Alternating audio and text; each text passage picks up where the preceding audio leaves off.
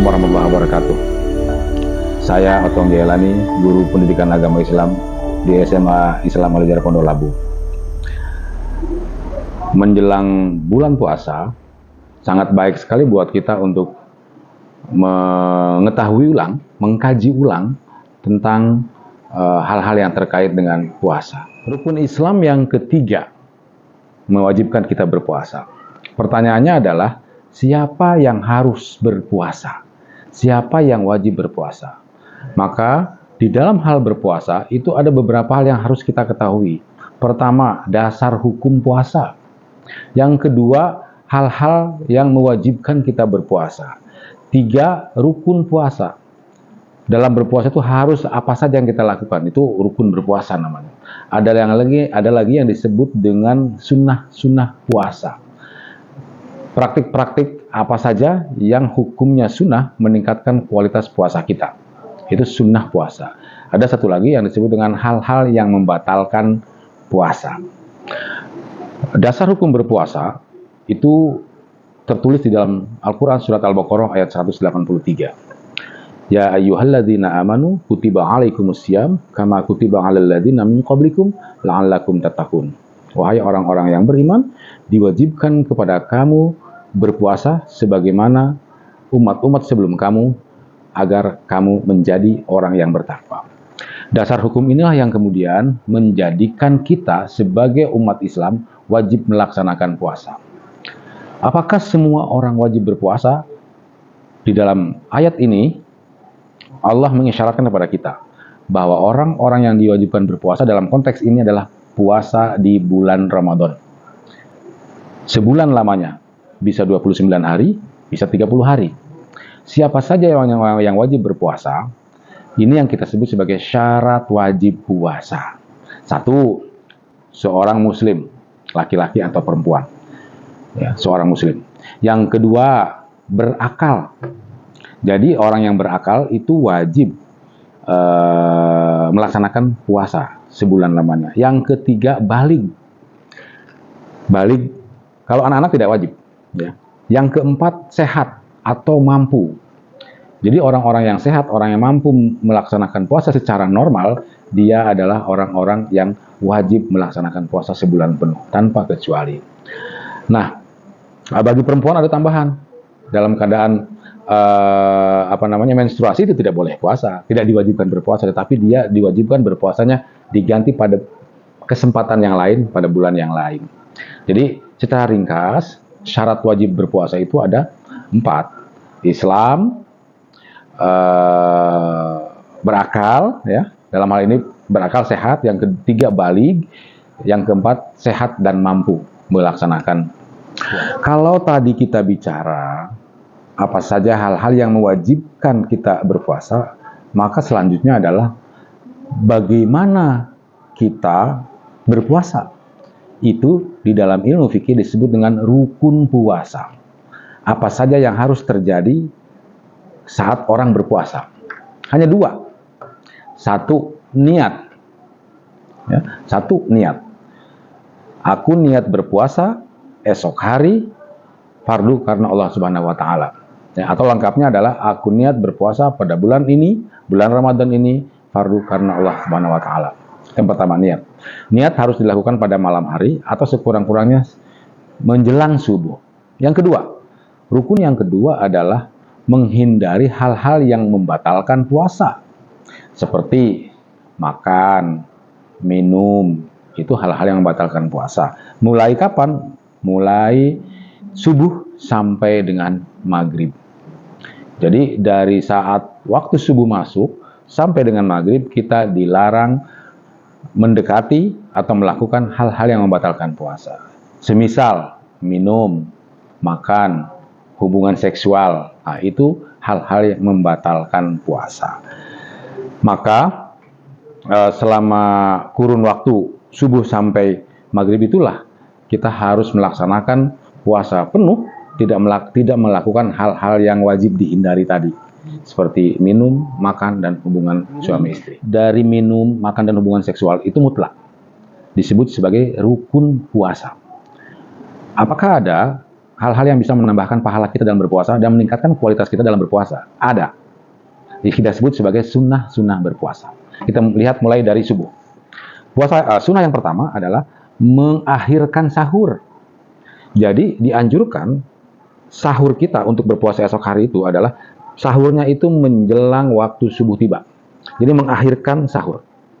Mengakhirkan sahur itu artinya adalah memakan sahur menjelang subuh tiba. Ya. Sunnah yang kedua, menyegerakan berpuasa, menyegerakan berbuka. Menyegerakan berbuka ini adalah kita agar menghindarkan dari menunda-nunda dalam buka puasa. Begitu masuk waktu maghrib, segerakan kita untuk berbuka. Makanya di masyarakat kita muncul istilah takjil. Takjil itu bukan makanan sesungguhnya. Takjil itu adalah sifat menyegerakan. Jadi menyegerakan untuk berbuka. Nah, di dalam buka itu sendiri ya, ada sunnah yang lain. Misalnya berbuka dengan yang manis, terutama buah-buahan yang manis.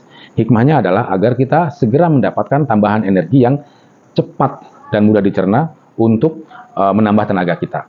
Dan untuk kemudian bisa kita gunakan untuk melaksanakan sunnah ketiga, yaitu qiyamul lail. Qiyamul lail itu bentuknya adalah sholat taraweh, sholat tahajud, sholat hajat, itu adalah qiyamul lail pada bulan Ramadan. Sholat witir juga, jangan sampai tertinggal.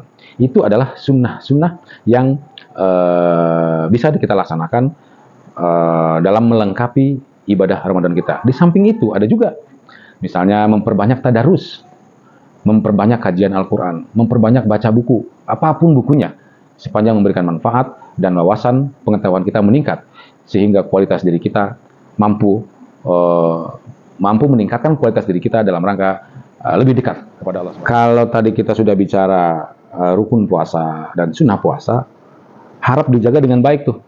Kita harus bisa menjaganya dengan baik. Karena ada hal-hal yang bisa membuat puasa kita batal. Namanya kita sebut sebagai hal-hal yang membatalkan puasa. Apa itu? 1. Makan, minum, hubungan seksual. Itu hal-hal yang nyata membatalkan puasa. Jadi makan dengan sengaja, minum dengan sengaja, apalagi melakukan hubungan seksual suami istri misalnya, nah itu lebih berat lagi hukumannya. Puasa 2 bulan berturut-turut. Nah, oleh karena itu menjadi penting buat kita secara sadar bahwa kita dalam rangka puasa harus menghindari makan dan minum serta hubungan seksual. Tetapi di luar itu ada juga hal-hal yang kita sebut sebagai membatalkan pahala puasa. Contoh misalnya, berpuasa tapi dia berbohong.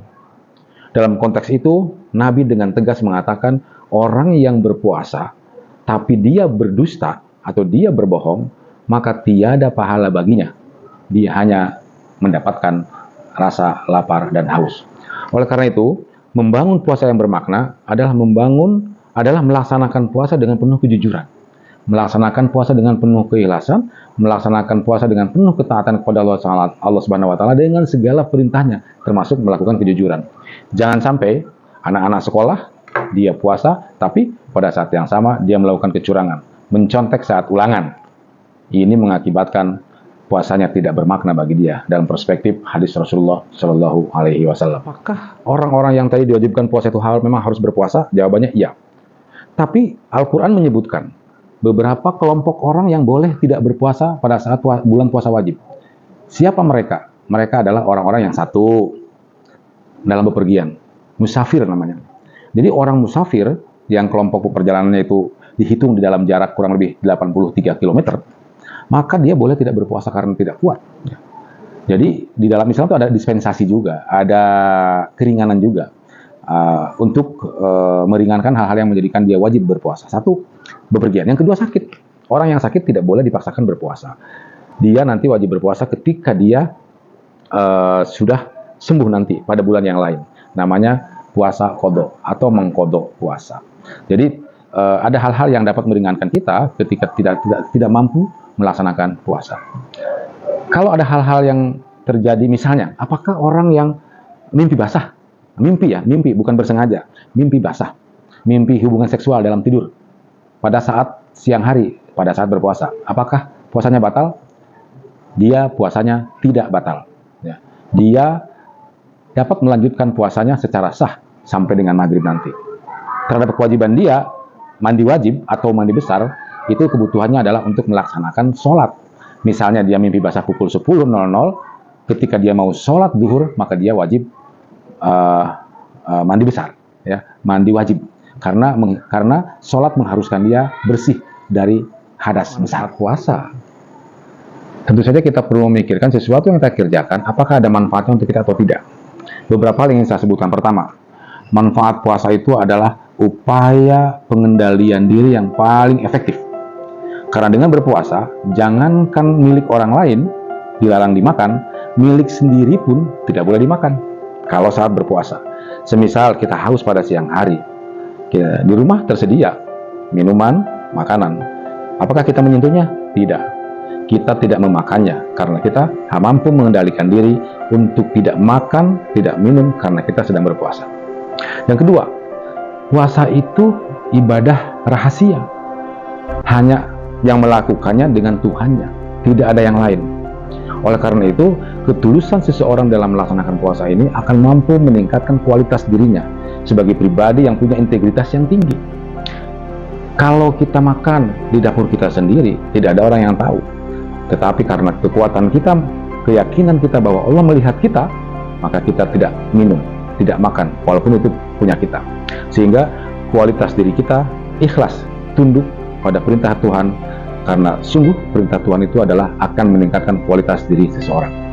Yang ketiga, puasa itu ibadah yang universal. Di setiap agama ada ibadah puasanya.